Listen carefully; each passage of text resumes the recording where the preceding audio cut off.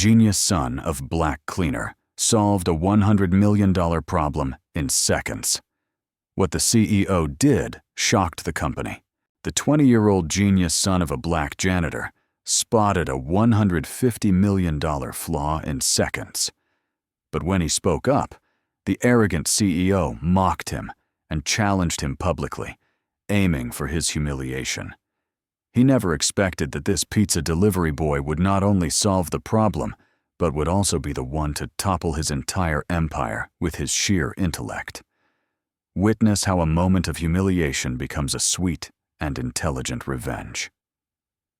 The main lobby of Nexus Dynamics was a space of glass, steel, and powerful silence. It was cold, sterile, and designed to make anyone not wearing a $1,000 suit feel out of place. Leo Maxwell, in his pizza company uniform, felt it the moment the automatic glass doors slid open. He was just there to deliver an order, but the very air in the room seemed to be trying to push him out. The receptionist, Chloe, glanced at him over her designer glasses, her thin lips curling into a slight sneer. "Just leave it there," she said, her tone impatient, not even bothering to look up from her computer screen. "Someone will get it." Leo silently placed the pizza boxes on the marble reception counter. He was used to looks like this. He was a 19-year-old black man in a manual labor uniform.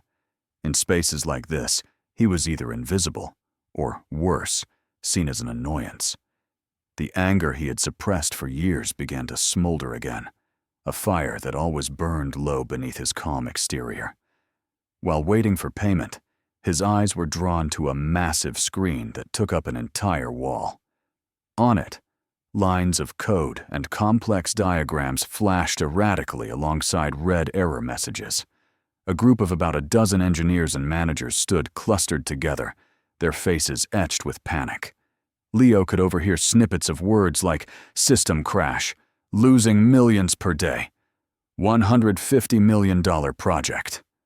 He narrowed his eyes, looking at the code. And then he saw it.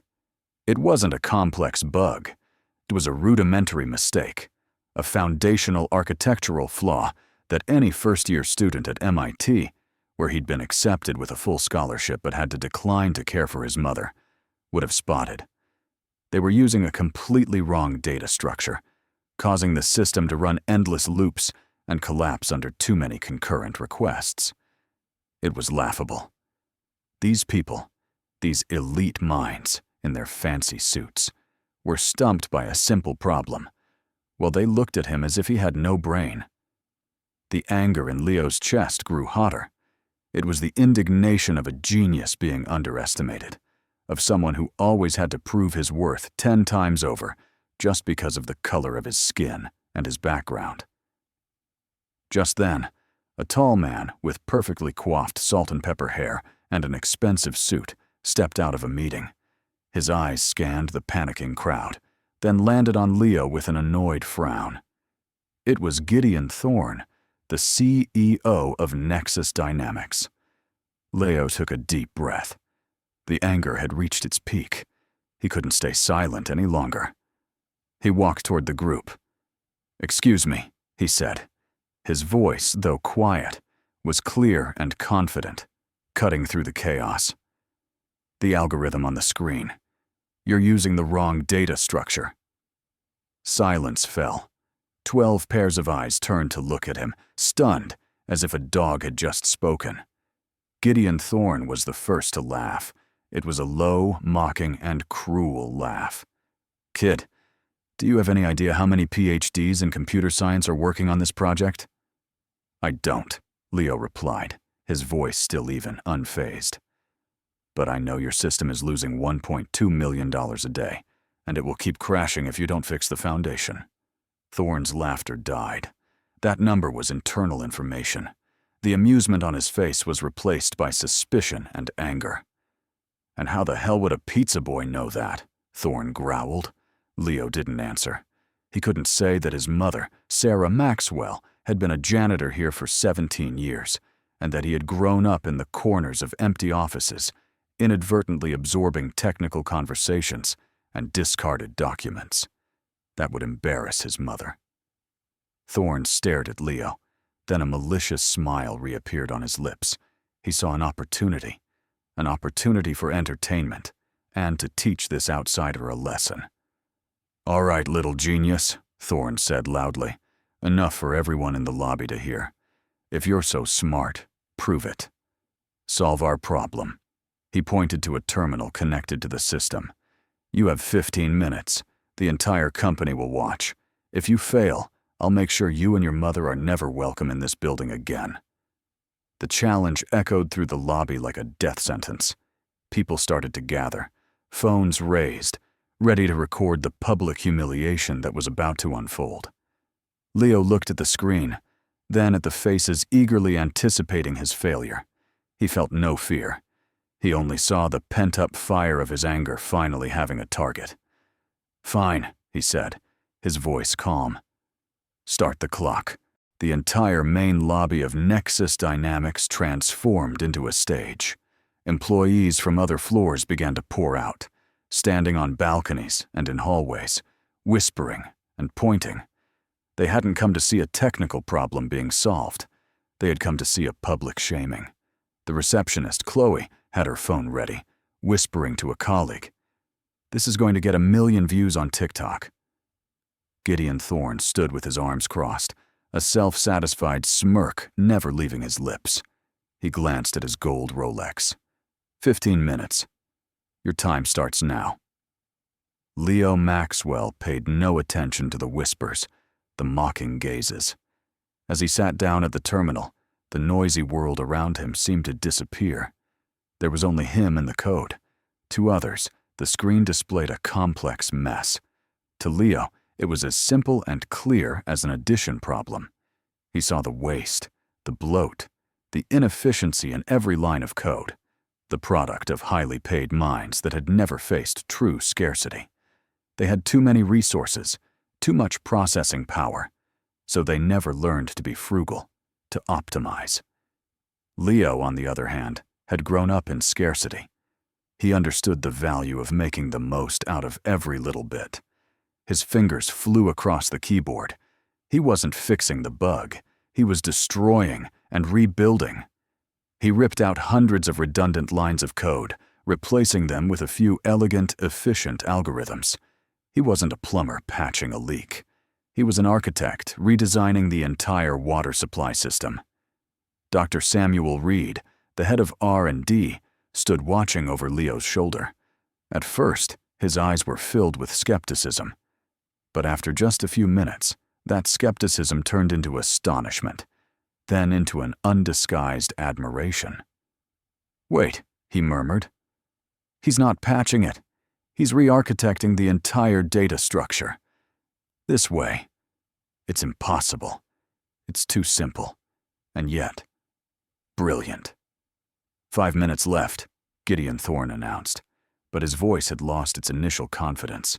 He noticed the look on Dr. Reed's face and began to feel uneasy. Leo typed the final command. He took a breath, then stepped back. "It's done," he said. "You can run the diagnostics." 13 minutes had passed. Dr. Reed, with an almost reverential respect, stepped forward and initiated the stress test simulation. The entire room held its breath. On the large screen, numbers began to dance. The system was processing hundreds of thousands of requests at once. There wasn't a single red error line. No lag, nothing. It ran smoothly, quickly, and silently. 3 seconds later, the final results appeared. Performance improvement, 120%. Processing time reduced, 90%. System status, 100% stable. The lobby was dead silent. The phone in Chloe's hand dropped to the floor, making a sharp, clattering sound. Everyone stared at the screen, then at the young man in the pizza delivery uniform, their mouths agape in astonishment. All eyes then turned to Gideon Thorne. The CEO's face went through a series of emotions, from stunned disbelief to doubt, then to a pasty white of utter humiliation. He had lost spectacularly. in front of his entire staff, in front of potential investors. His arrogance, his power, had been crushed by a 19-year-old genius. And when he couldn't attack Leo's intellect, he attacked the only thing he had left. "I will not be humiliated by some black pizza kid," Thorne roared, his face twisted and ugly with rage. The sentence, dripping with raw racism, hung in the air. The stunned silence was replaced by horrified gasps. Dozens of phones were still recording. "Security!" Thorne continued to scream, completely losing control. "Get this bastard out of here. Now!" Leo Maxwell stood motionless in the eye of the storm. He showed no fear. A discreet, almost imperceptible smile even touched his lips. He had achieved exactly what he needed. He hadn't just solved a technical problem. He had forced the monster to show its true face. Two security guards moved toward Leo, but their steps were hesitant. The certainty in their eyes was gone, replaced by confusion. The entire lobby remained in a stunned silence after Gideon Thorne's tirade. Leo calmly picked up his backpack. He looked directly at Thorne, who was still panting, his face flushed with anger and humiliation. "Thank you for your public confession, Mr. Thorne," Leo said, his voice clear and cold. "It will be very useful." Then he turned his back and walked out of the Nexus Dynamics building, leaving behind an empire that was beginning to crack from within. No one stopped him. On the way home, the world around him seemed to blur. The anger that had been building inside him for years now had a focus. It was no longer a smoldering fire, but had been forged into a sharp spear. He was no longer a victim. He was a strategist. When he entered their small apartment, his mother, Sarah Maxwell, was cleaning the kitchen. She looked at her son's face and knew immediately that something had happened. "Tell me," she said, pulling out a chair and sitting down. Leo recounted everything, from the algorithm flaw, the challenge, to his victory. And finally, Thorne's insult and threat. When he got to the part where Thorne threatened to fire her, Sarah's eyes showed no fear. Instead, they flashed with a resilient light. "He thinks he can just throw me away after 17 years, she said, her voice low and powerful. "He has no idea who we are." She stood up, went to an old wardrobe, and pulled out a dusty shoebox. She placed it on the table.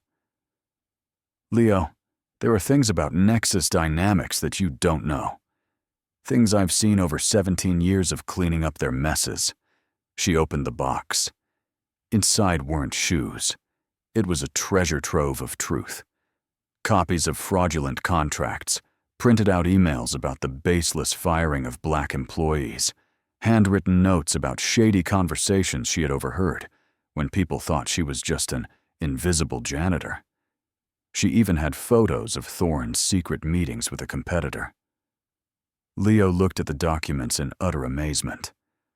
"Mom, you collected all of this?" Sarah smiled, a sad but proud smile. "When you're invisible to people, you hear and see a lot, son. I always knew a man like Thorne would eventually destroy himself. I just wanted to make sure that, when he fell, he wouldn't take good people down with him." She was not a resigned victim. She was a silent warrior who had been patiently gathering her weapons for nearly 2 decades. Just then, Leo's phone rang. An unknown number. "Hello, is this Leo Maxwell?" a professional voice asked. "My name is Ethan Hayes, an investigative reporter for TechWatch News. I've seen the video that's going viral of your interaction with Gideon Thorne. I think we have a lot to talk about." Before Leo could even respond, another call came in, this time a blocked number. "Mr. Maxwell?" Another voice, older sounding. "You don't know me, but I'm Samuel Reed. I'm the Vice President of Research and Development at Nexus. What Gideon Thorne did today was unforgivable. I have access to the company's internal servers. If you need a man on the inside, I'm your man." Leo hung up the phone, looked at the box of evidence on the table, and then at his warrior mother. He was no longer alone. Within an hour, from a humiliated pizza delivery boy, he had become the leader of an unlikely alliance, a mother with 17 years of evidence, a top investigative journalist, and a vice president from the enemy's own company. The anger inside him was now replaced by a clear purpose. They wouldn't just seek justice. They would bring down an empire. The Maxwell's small apartment had transformed into a war room. By day, Leo still put on his uniform and delivered pizzas, keeping up appearances. But when night fell, he, his mother Sarah, the journalist Ethan Hayes, and, through encrypted channels, Dr. Samuel Reed worked together, piecing together a puzzle of corruption that spanned nearly 2 decades. Ethan Hayes, with the experience of a seasoned fox, used his sources to investigate Gideon Thorne's external activities. He quickly confirmed the secret meetings between Thorne and representatives of Zephyr Systems, the German tech giant. The meetings didn't happen in offices, but in lavish restaurants, on private golf courses, places where shady deals were sealed. Meanwhile, from the inside, Dr. Reed became an invaluable source of information. Every night, he secretly sent Leo encrypted data files, altered financial reports, server logs showing unusual access, and internal emails in which Thorne had repeatedly rejected promotion proposals for talented black employees without valid reasons. And at the center of the web, Leo and his mother organized it all. With his genius-level intellect, Leo analyzed the financial data, finding connections between Thorne's suspicious withdrawals and the dates of his meetings with the competitor. Sarah, with her phenomenal memory of someone who had witnessed everything, provided the context for each piece of evidence. "Ah, this contract," she would say. "I remember Mr. Thorne stayed very late that night with 2 strange men. The next morning, his office trash can was full of shredded papers. They were building an irrefutable case. At the same time, Gideon Thorne was not sitting idle. Obsessed by the public humiliation and paranoid that Leo was plotting to blackmail him, he made a fatal mistake. He hired a private investigator. "I don't care how you do it," Thorne snarled over the phone to the investigator. "Find something dirty on that kid and his mother. Anything. I want to destroy them." But Thorne, in his arrogance, was unaware that his every move was being watched. Ethan Hayes, through his network, quickly discovered that Leo and Sarah were being tailed by a private investigator. He immediately alerted Leo. In their war room, upon hearing the news, Leo showed no fear. Instead, he smiled, a cold, calculating smile. "He's walking right into it," Leo told the group. "He thinks he's the hunter, but he doesn't realize he's the prey." A plan began to form in Leo's mind, a perfect trap, using Thorne's own paranoia and arrogance as bait. Thorne wanted a public confrontation to expose Leo? Fine. Leo would give him one, but on his own terms. They had enough evidence to end Thorne's career and ruin his reputation. They had proof of corporate espionage, tax fraud, and systemic racism. And now, thanks to Thorne's own actions, they had proof that he was actively harassing and intimidating witnesses. The case was complete. Leo turned to Ethan Hayes. "You said you have connections with 3 members of the Nexus Dynamics board who are growing dissatisfied with Thorne's leadership." Ethan nodded. "Good," Leo said, a dangerous glint in his eye. "Because we're about to give them an alternative they never saw coming." The trap was set, and the prey, blinded by his own hatred, was charging straight into it. Leo's plan wasn't a frontal assault. It was far more subtle. It was a trap designed to use Gideon Thorne's greatest weapon, his arrogance, against him. "He wants a stage to humiliate us publicly," Leo explained to the group in his apartment. "He thinks we're amateurs who will file a noisy lawsuit or cry to the press. We won't do that. We will accept his invitation to the gallows but we will be the ones pulling the lever on the guillotine. Ethan Hayes, the journalist, made the first move. He had a confidential coffee meeting with one of the disgruntled board members. Posing as a concerned journalist, Ethan hinted, "This scandal is seriously damaging Nexus Dynamics stock. The lack of transparency is creating instability. Perhaps a public meeting where Mr. Thorne can forcefully address the allegations and put that pizza boy in his place would reassure the investors." The seed was planted. The board member, who already disliked Thorne, saw this as a clever way to force Thorne's hand. At the next board meeting, the idea was proposed. Dr. Samuel Reed, Leo's man on the inside, immediately supported it. "Yes, a show of transparency is exactly what we need. Let's give the young man his 15 minutes of fame and put this to rest. We should have full audio-visual equipment ready to project any evidence Mr. Thorne has found." He said this with a completely straight face. The offer reached Gideon Thorne. At the same time, the private investigator he hired brought back photos of Leo and Sarah meeting with Ethan Hayes. Thorne, in his paranoia, interpreted this as a blackmail plot. He believed he held the trump card. "Excellent!" Thorne roared in his office. He saw this as a golden opportunity to destroy Leo and his mother once and for all. "Not just the board. I want the tech press there. I want the investors. I want everyone to see what happens when you mess with Gideon Thorne." He had no idea he was personally orchestrating his own public execution.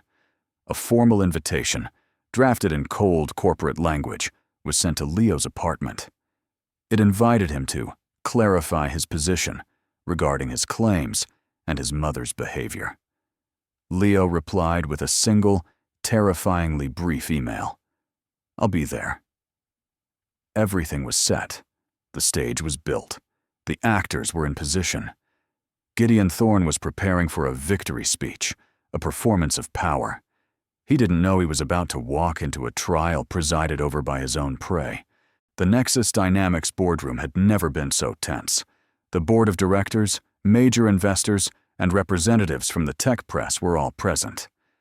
Gideon Thorne stood at the head of the long wooden table, looking like an emperor about to issue a decree. He was savoring every second.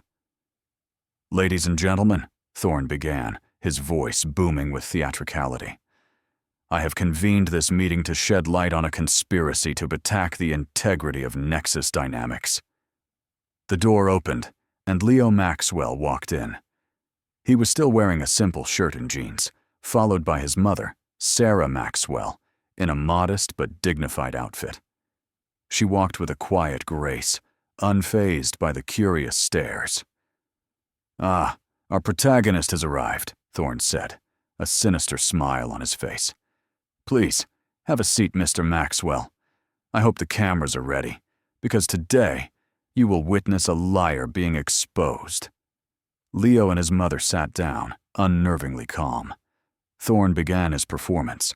He projected the photos taken by the private investigator onto the large screen.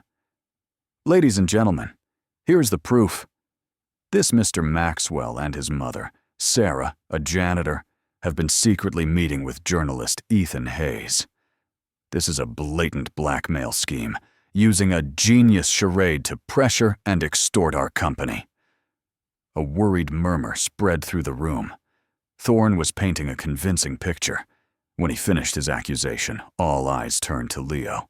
The chairman of the board spoke. "Mr. Maxwell, do you have anything to say?"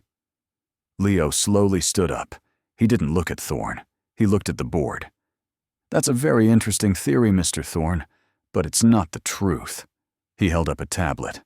"With the board's permission, I would also like to present some data I've collected." Thorne scoffed. "Be my guest." He thought Leo was about to bury himself. Leo connected his tablet to the projector. But the first image that appeared was not of him or his mother. It was a high-resolution photo of Gideon Thorne clinking glasses with another man in a fancy restaurant. The date stamp in the corner showed it was taken just 3 weeks prior. "This man," Leo began, his voice clear and ringing.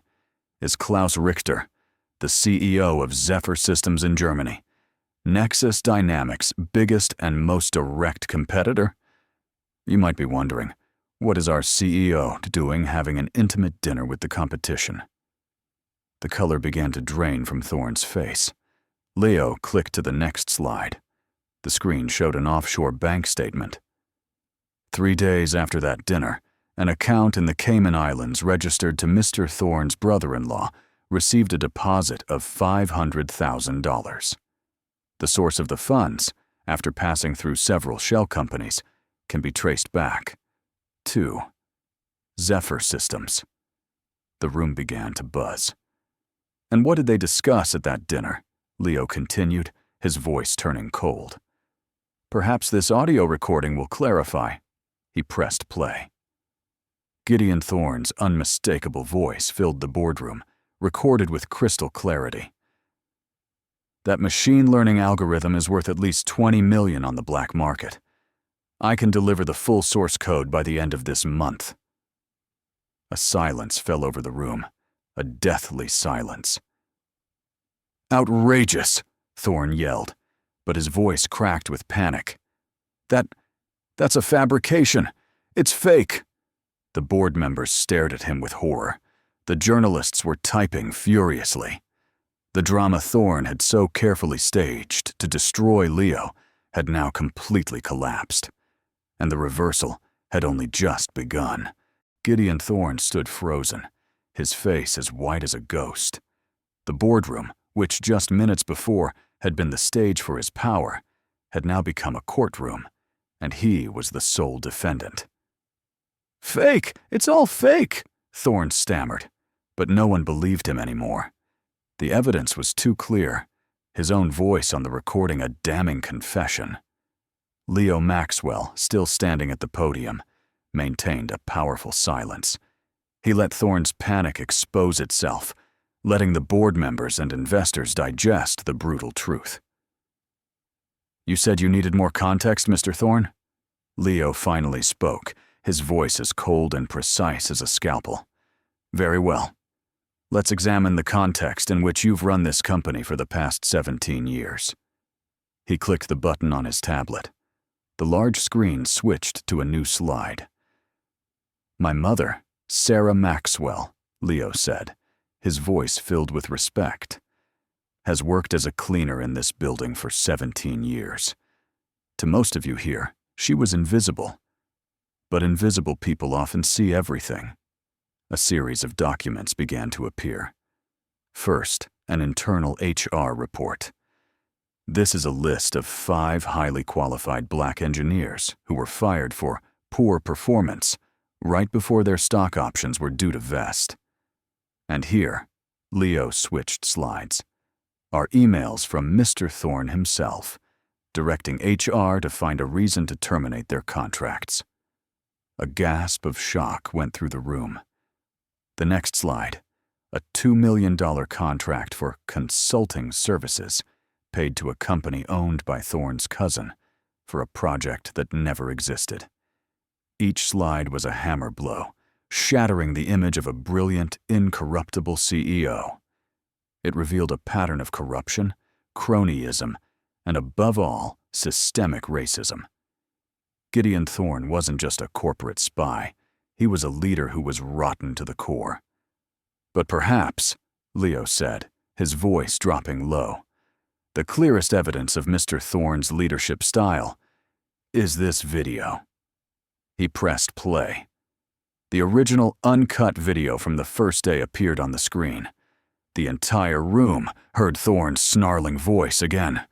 "I will not be humiliated by some black pizza kid," and his cruel threat against Sarah. Sarah Maxwell, who had been sitting in silence until now, held her head high. She didn't look at Thorne with hatred. She looked at him with pity. After the video ended, Leo showed the final slide. It displayed the actual financial results after implementing his algorithm. In 2 weeks, it had saved the company exactly $14.3 million in operating costs and increased system efficiency by 120%. Leo turned off the projector. He looked directly at Gideon Thorne, who was trembling, sweat beading on his forehead. "All of this," Leo said, his voice ringing out, "was generated by a solution written in less than 15 minutes. A solution your PhDs couldn't find in 6 months. A solution created by the son of a woman you treated like trash. You judged us by our skin color and our status, and that judgment, Mr. Thorne, has just cost you everything." At that exact moment, the boardroom doors opened. The journalist Ethan Hayes walked in, followed by 2 plain-clothed federal agents. "Gideon Thorne," one of the agents said, his voice devoid of emotion, "you are under arrest for corporate espionage, financial fraud, and violation of federal laws regarding workplace discrimination."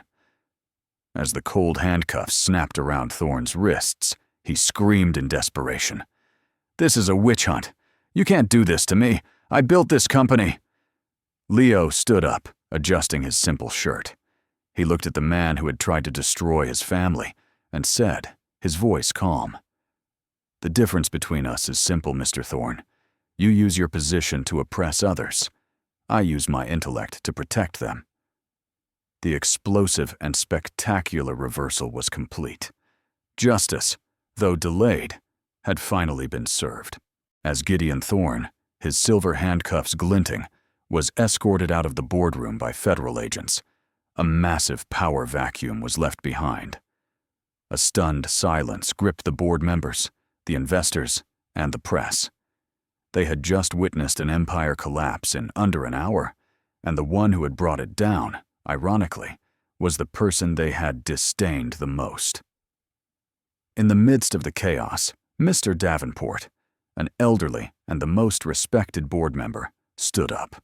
He walked towards Leo, his eyes no longer holding suspicion, only admiration and a hint of desperation. "Mr. Maxwell," he said, his tone formal, "you have not only exposed a deep-seated corruption in our company, but you have also demonstrated an extraordinary technical talent. In light of Mr. Thorne's departure, the board would like to ask you to consider taking the position of interim CEO to lead Nexus Dynamics through this crisis." The entire room once again turned its eyes to Leo. The offer was extraordinary, almost unbelievable. Leo didn't look at Mr. Davenport or the board. He looked at his mother, Sarah Maxwell, who was still sitting there with a phenomenal calm. She looked at him, gave a slight nod and a proud smile. That was all the permission he needed. Leo turned back to face Mr. Davenport. "I appreciate your offer, sir, and I will consider it," he said, his voice placid. "But first I promise to take my mother out for a nice dinner tonight. And it won't be pizza." A few strained, relieved chuckles rippled through the room. They understood they were dealing with a completely different kind of leader. One who put family before power and dignity before profit. That evening, not in a fancy restaurant, but in their own small, cozy kitchen, Sarah cooked Leo's favorite dishes. The shoebox full of evidence now sat on the table, no longer a secret arsenal, but a memento of victory. "So, Mr. CEO," Sarah teased, "how does it feel?" Leo smiled, a genuinely relaxed smile for the first time in days. "It feels unreal, Mom, but this victory isn't mine, it's yours. For 17 years, you saw everything and never gave up hope." "I just believed in you," she replied, her eyes welling up with tears. It was their moment, a moment to honor the silent warrior who had won her own war. The next day, Leo Maxwell returned to the Nexus Dynamics headquarters.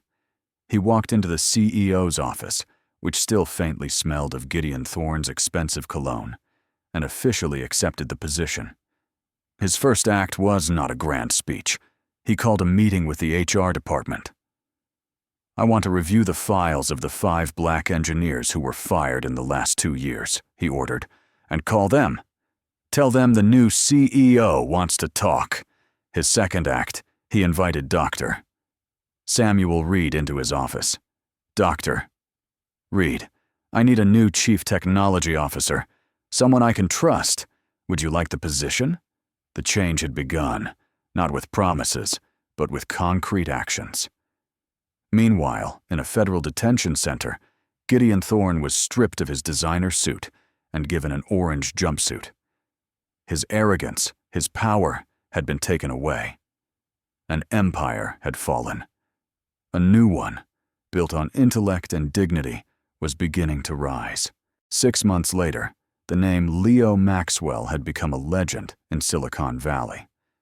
At 20, he was the youngest CEO in the history of Nexus Dynamics and the cover face of Forbes magazine under the headline, "The Despised Genius Who Redefined Tech." Under Leo's leadership, Nexus Dynamics was not only saved from the brink of bankruptcy, but soared in value. His algorithm became a flagship product, licensed to a host of companies worldwide. He rehired all the talented engineers unjustly fired by Thorne and promoted Dr. Samuel Reed to the position of Chief Technology Officer. The boardroom where he was once humiliated was now renamed the Maxwell Innovation Center, an open space for all employees, with a motto written by Leo himself hung prominently on the wall. "Excellence has no color, only results." Sarah Maxwell had retired, enjoying a generous pension plan that Leo had established for all long-term janitorial staff at the company. She proudly sat in the front row at every ceremony honoring her son, her smile the most vivid testament to a complete victory. But while the Maxwell family's world was rising brilliantly, Gideon Thorne's world had crumbled to dust. His downfall was not just swift, it was utterly pathetic. After his arrest, he faced a barrage of charges. The final sentence was 4 months in federal prison for corporate espionage and systemic workplace discrimination. But prison was only the beginning of his punishment. Thorne's entire fortune was frozen, then largely confiscated to pay enormous government fines and compensation to the employees he had unjustly fired. His high society wife, unable to bear the humiliation, filed for divorce and took half of what remained. The exclusive golf clubs and prestigious boards he once belonged to unanimously revoked his membership. The wealthy friends and business partners who had once celebrated him now crossed the street to avoid saying hello. Gideon Thorne had become a social pariah. After his release from prison, he lived in a cheap one-bedroom apartment in a rundown suburb, an ironic contrast to his former multi-million-dollar mansion. Blacklisted from the entire tech industry, no company would dare hire him. He scraped by doing freelance consulting for small businesses, unaware of his infamous past. Every night, in his messy apartment that reeked of cheap liquor, he would turn on the TV. And every night, his nightmare would return. He would see the image of Leo Maxwell, young, confident, brilliant, speaking at an international conference, shaking hands with heads of state, taking Nexus Dynamics to new heights. One evening, while watching an interview in which Leo was asked how he could forgive those who had tried to destroy him, Thorne couldn't hold back. "Forgiveness," Leo had laughed and said in the interview. "I don't forgive him. I just use the energy he gave me more intelligently. Gideon Thorne taught me that the best revenge isn't bringing your enemy down to your level, but rising so high that he becomes irrelevant." Thorne roared in anger and threw his beer bottle at the TV screen, shattering it. But it couldn't change the truth. He had become irrelevant. A sad footnote in the legendary story of the young man he had once tried to crush under his heel. It was the most complete and humiliating downfall, a steep price to pay for arrogance and prejudice. And for those who had followed the story, it was a satisfaction that could not be more complete. 2 years after that fateful day, the name Leo Maxwell had become a symbol of change in Silicon Valley. Under his leadership, Nexus Dynamics not only recovered, but thrived, becoming one of the most innovative and desirable tech companies to work for. The slogan, "Excellence has no color, only results," wasn't just hung on a wall. It was embodied in the company's hiring and promotion policies. Leo maintained his humble habits. Every Friday evening, he would personally bring pizzas to a random department in the company, sit on the floor, and chat with the employees. He wanted them to remember that their CEO was just a regular person, and that every idea, no matter who it came from, deserved to be heard. He did it to remember where he came from, and to show other young people that where you start doesn't determine where you finish. The journalist Ethan Hayes wrote a book about the incident, titled The Source Code of Contempt, and it became a national bestseller, a case study in business schools on ethics and crisis management. And then a special invitation arrived. The Massachusetts Institute of Technology, MIT, where Leo had once had to turn down a prestigious full scholarship to stay home and care for his mother, invited him to be the keynote speaker at their graduation ceremony. Standing at the podium in front of thousands of elite students, Leo didn't talk about financial figures or business strategies. He talked about his mother, Leo Maxwell, the silent warrior who taught him about dignity. He talked about being underestimated and how he turned pent-up anger into a driving force for creation. "People will always try to put you in a box," he told the students. "They will label you based on your skin color, your background, or your job. Never let those labels define who you are. Let the results of your work speak for themselves. Be so successful that they have no choice but to acknowledge you." During the Q&A session, a student raised her hand. "Mr. Maxwell, if you could go back in time, would you change anything?" Leo smiled, a smart and mischievous smile. He thought for a moment and then replied, "I would only change one thing. I would have delivered that pizza 5 minutes earlier, just to have more time to watch the stunned look on Mr. Thorne's face when he realized he'd underestimated the wrong person." The entire auditorium erupted in laughter and thunderous applause. Gideon Thorne had tried to destroy a black genius, but in the end, he had inadvertently built a legend and single-handedly written the obituary for his own career. He learned the bitter lesson that true revenge isn't making your enemy fall. It's achieving such resounding success that they have to spend the rest of their lives wondering why they were so blind.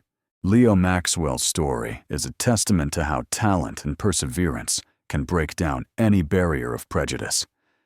If this story of overcoming adversity has touched you, subscribe to the channel to discover more true stories of people who turned injustice into fuel for extraordinary success.